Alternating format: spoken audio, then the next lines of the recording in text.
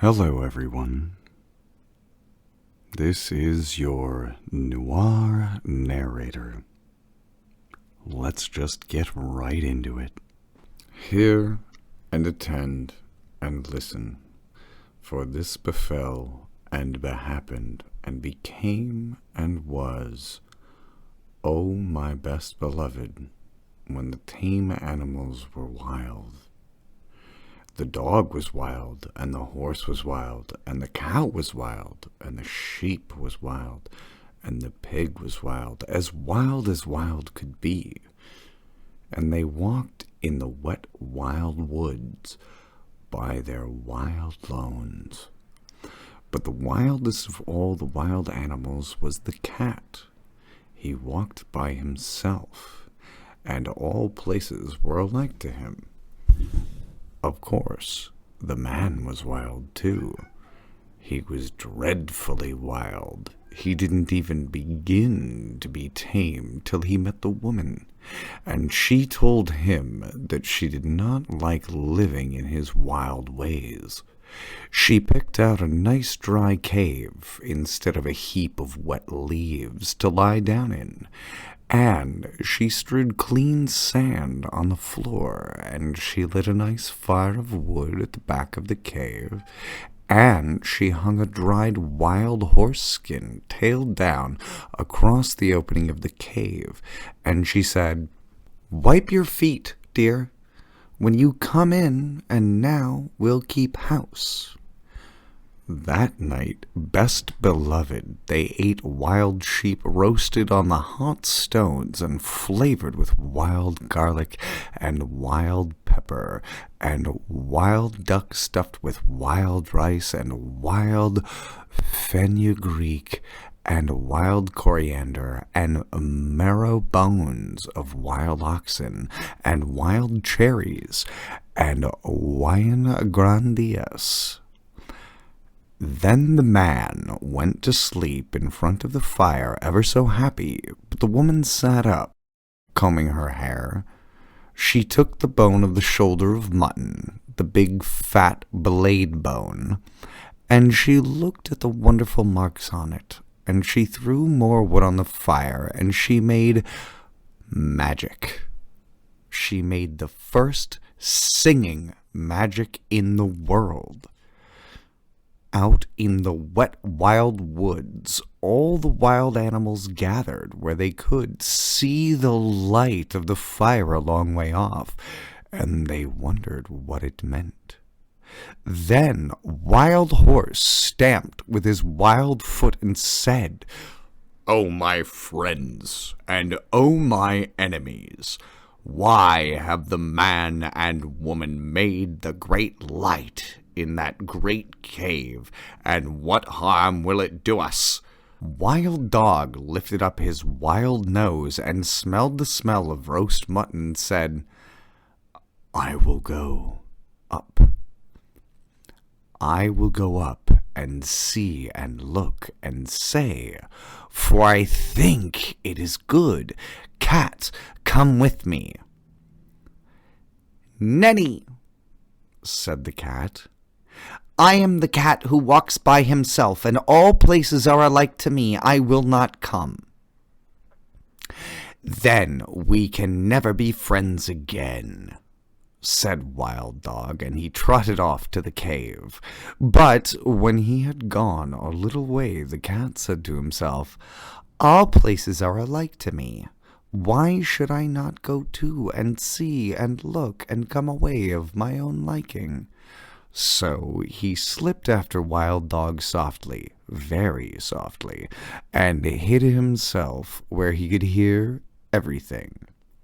When Wild Dog reached the mouth of the cave, he lifted up the dried horse skin with his nose and sniffed the beautiful smell of the roast mutton, and the woman, looking at the blade bone, heard him and laughed and said, "Here comes the first. Wild thing out of the wild woods, what do you want?" Wild Dog said, "Oh, my enemy and wife of my enemy, what is it that smells so good in the wild woods?" Then the woman picked up a roasted mutton bone and threw it to Wild Dog and said, "Wild thing, out of the wild woods, taste and try." Wild Dog gnawed the bone, and it was more delicious than anything he had ever tasted, and he said, "Oh, my enemy and wife of my enemy, give me another." The woman said, "Wild thing out of the wild woods, help my man to hunt through the day and guard this cave at night, and I will give you as many roast bones as you need." "Ah," said the cat, listening, "this is a very wise woman, but she is not so wise as I am." Wild Dog crawled into the cave and laid his head on the woman's lap and said, "Oh, my friend and wife of my friend, I will help your man to hunt through the day, and at night I will guard your cave." "Ah," said the cat, listening, "that is a very foolish dog." And he went back through the wet wild woods, waving his wild tail and walking by his wild lone. But he never told anybody. When the man waked up, he said, "What is Wild Dog doing here?" And the woman said, "His name is not Wild Dog anymore, but the first friend, because he will be our friend for always and always and always. Take him with you when you go hunting." Next night, the woman cut great green armfuls of fresh grass from the meadows, and dried it before the fire so that it smelt like new-mown hay. And she sat at the mouth of the cave and plaited a halter out of a horse hide, and she looked at the shoulder of mutton bone, at the big, broad blade bone, and she made a magic. She made the second singing magic in the wild and in the world.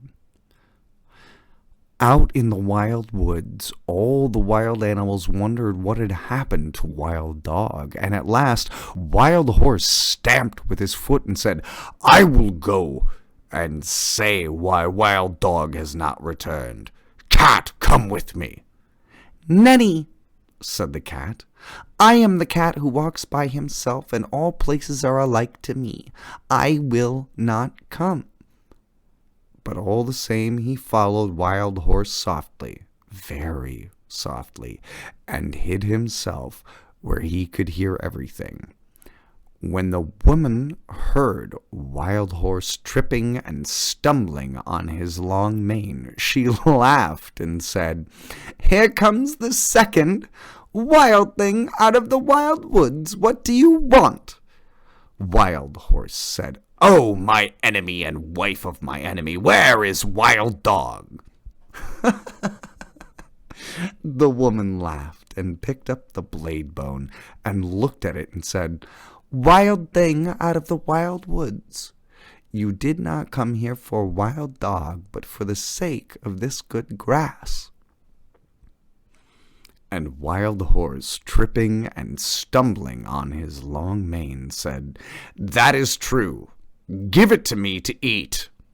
The woman said, "Wild thing, out of the wild woods, bend your wild head and wear what I give you, and you shall eat the wonderful grass 3 times a day."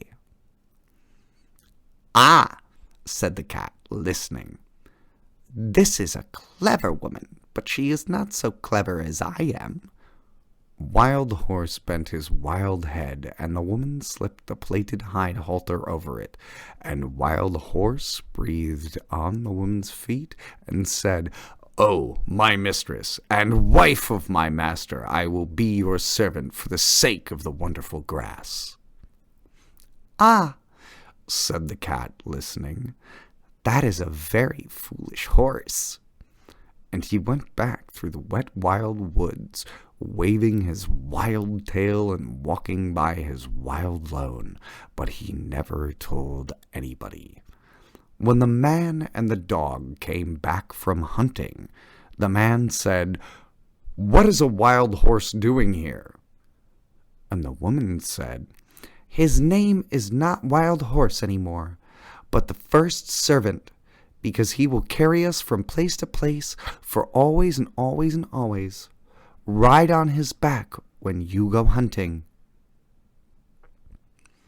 Next day, holding her wild head high that her wild horn should not catch in the wild trees, Wild Cow came up to the cave, and the cat followed and hid himself just the same as before, and everything happened just the same as before, and the cat said the same things as before. And when Wild Cow had promised to give her milk to the woman every day in exchange for the wonderful grass, the cat went back through the wet wild woods, waving his wild tail and walking by his wild lone, just the same as before.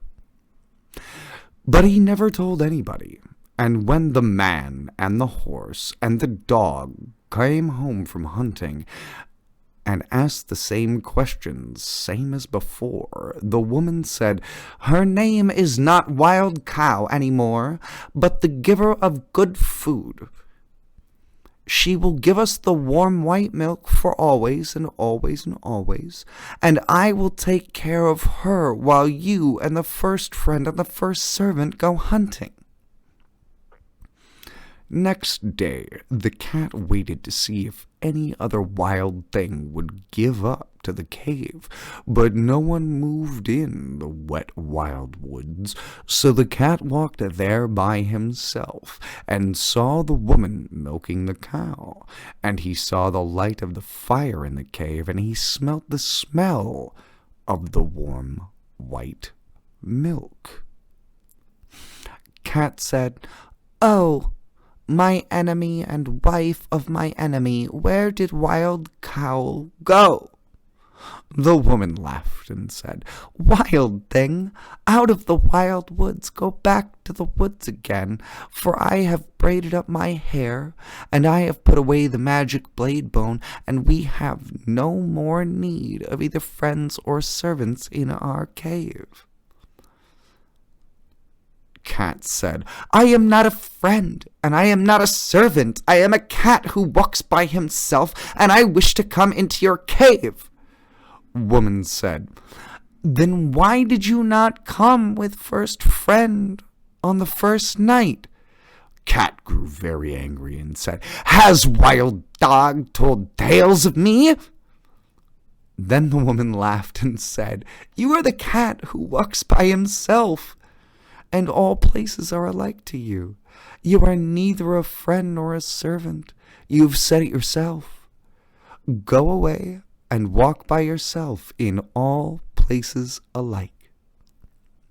Then Cat pretended to be sorry and said, "Must I never come into the cave? Must I never sit by the warm fire? Must I never drink the warm white milk?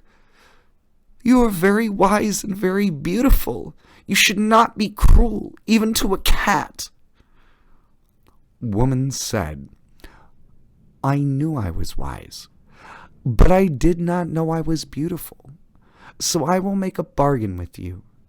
If ever I say one word in your praise, you may come into the cave." "And if you say 2 words in my praise?" said the cat. "I never shall," said the woman. "But if I say 2 words in your praise, you may sit by the fire in the cave." "And if you say 3 words?" asked the cat. "I never shall," said the woman. "But if I say 3 words in your praise, you may drink the warm white milk 3 times a day, for always and always and always." Then the cat arched his back and said, "Now let the curtain at the mouth of the cave, and the fire at the back of the cave, and the milk pots that stand beside the fire remember what my enemy and my wife of my enemy has said." And he went away through the wet wild woods, waving his wild tail and walking by his wild lone. That night, when the man and the horse and the dog came home from hunting, the woman did not tell them of the bargain that she had made with the cat, because she was afraid that they might not like it. Cat went far and far away and hid himself in the wet wild woods by his wild lone for a long time, till the woman forgot all about him. Only the bat, the little upside-down bat that hung inside the cave, knew where Cat hid, and every evening Bat would fly to Cat with news of what would happen. One evening Bat said, "There is a small baby in the cave. He is new and pink and fat and small, and the woman is very fond of him." "Ah," said the cat, listening, "but what is the baby fond of?" "He is fond of things that are soft and tickle," said the bat. "He is fond of warm things to hold in his arms when he goes to sleep. He is fond of being played with. He is fond of all those things." "Ah," said the cat, listening, "then my time has come."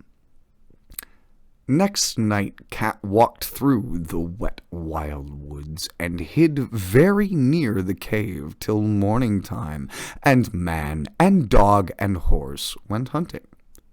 The woman was busy cooking that morning, and the baby cried and interrupted.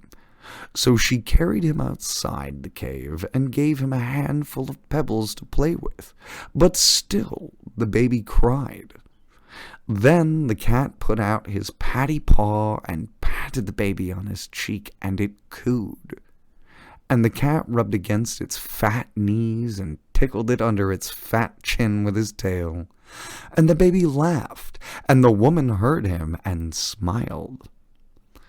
Then the bat, the little upside-down bat that hung in the mouth of the cave, said, "Oh, my hostess, and wife of my host, and mother of my host's son,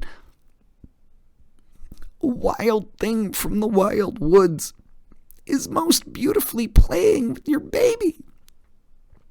A blessing on that wild thing, whoever he may be," said the woman, straightening her back, "for I was a busy woman this morning, and he has done me a service." That very minute and second, best beloved, that dried horse-skin curtain that was stretched tail down at the mouth of the cave fell down, because it remembered the bargain she had made with the cat, and when the woman went to pick it up, lo and behold, the cat was sitting quite comfy inside the cave. "Oh, my enemy, and wife of my enemy, and mother of my enemy," said the cat, "it is I, for you have spoken a word in my praise, and now I can sit within the cave for always and always and always, but still I am the cat who walks by himself, and all places are alike to me." The woman was very angry, and shut her lips tight, and took her spinning wheel and began to spin. But the baby cried because the cat had gone away, and the woman could now struggled and kicked and grew black in the face.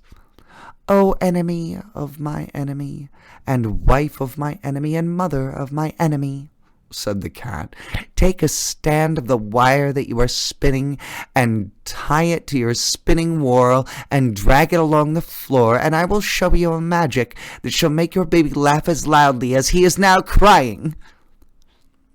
"I will do so," said the woman, "because I am at my wit's end, but I will not thank you for it." She tried the thread to the little clay spindle, whorled and drew it across the floor, and the cat ran after it and patted it with his paws, and rolled head over heels, and tossed it backwards over his shoulder, and chased it between his hind legs, and pretended to lose it, and pounced down upon it again, till the baby laughed as loudly as it had been crying, and scrambled after the cat and frolicked all over the cave till it grew tired and settled down to sleep with the cat in its arms. "Now," said the cat, "I will sing the baby a song that shall keep him asleep for an hour." And he began to purr, low and loud, low and loud, till the baby fell asleep.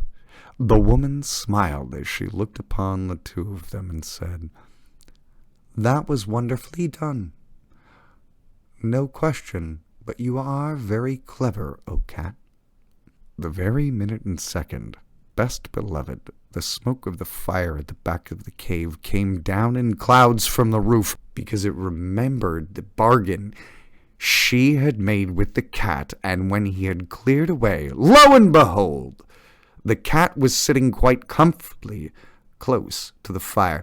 "O enemy and wife of my enemy and mother of my enemy," said the cat, "it is I, for you have spoken a second word in my praise, and now I can sit by the warm fire at the back of the cave for always and always and always.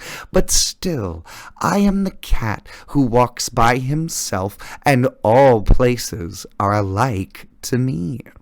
Then the woman was very, very angry, and let down her hair, and put more wood on the fire, and brought out the broad blade bone of the shoulder of mutton, and began to make a magic that should prevent her from saying a third word in praise of the cat.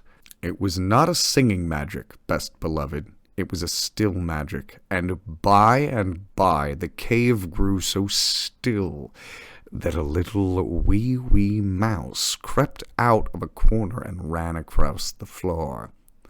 "Oh, my enemy and wife of my enemy and mother of my enemy," said the cat, "is that little mouse part of your magic?" "Oh, chee!"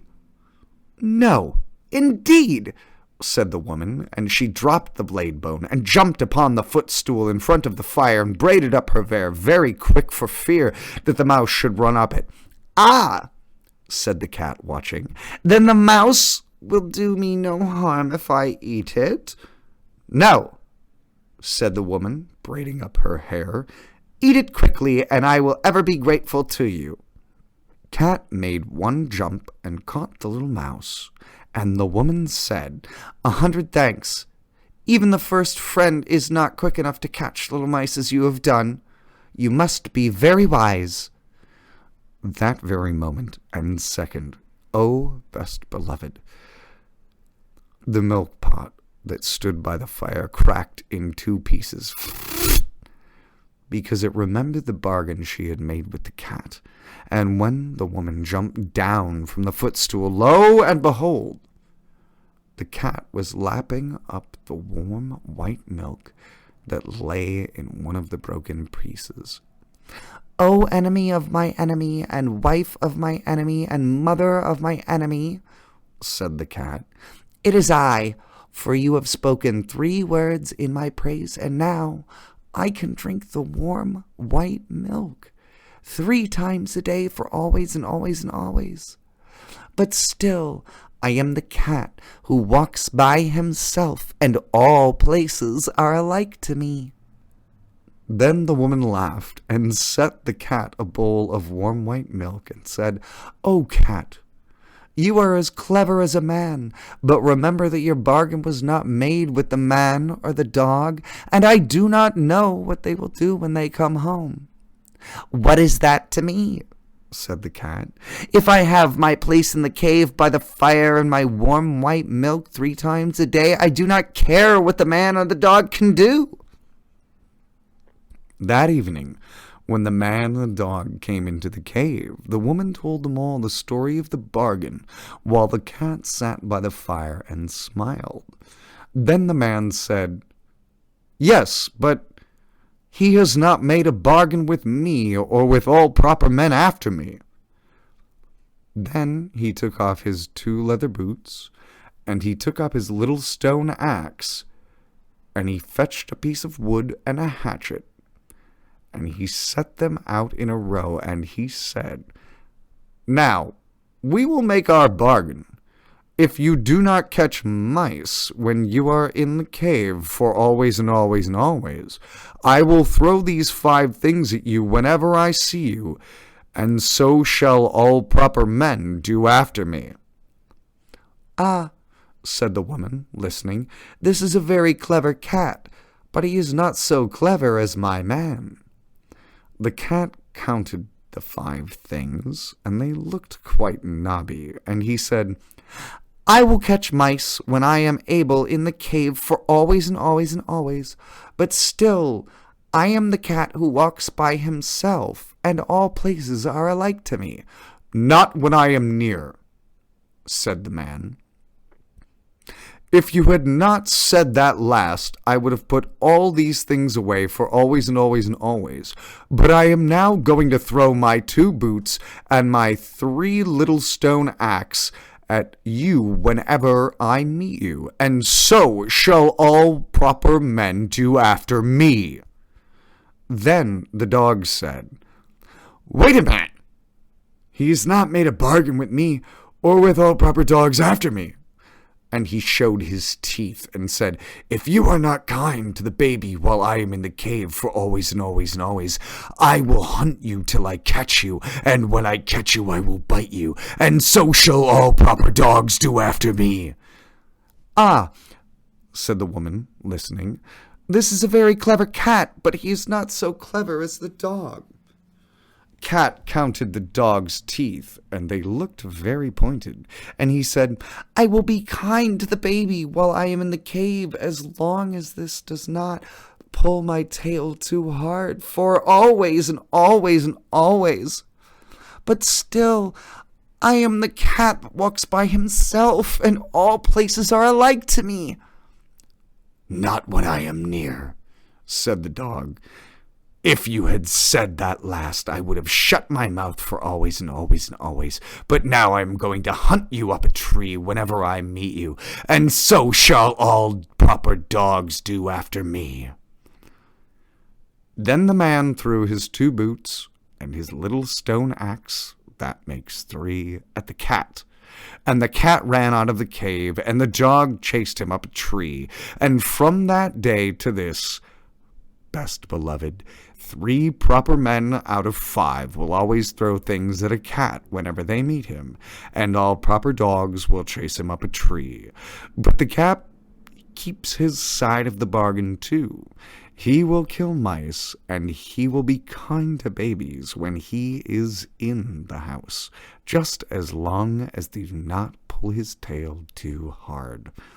But when he has done that, and between times, and when the moon gets up and night comes, he is the cat that walks by himself, and all places are alike to him.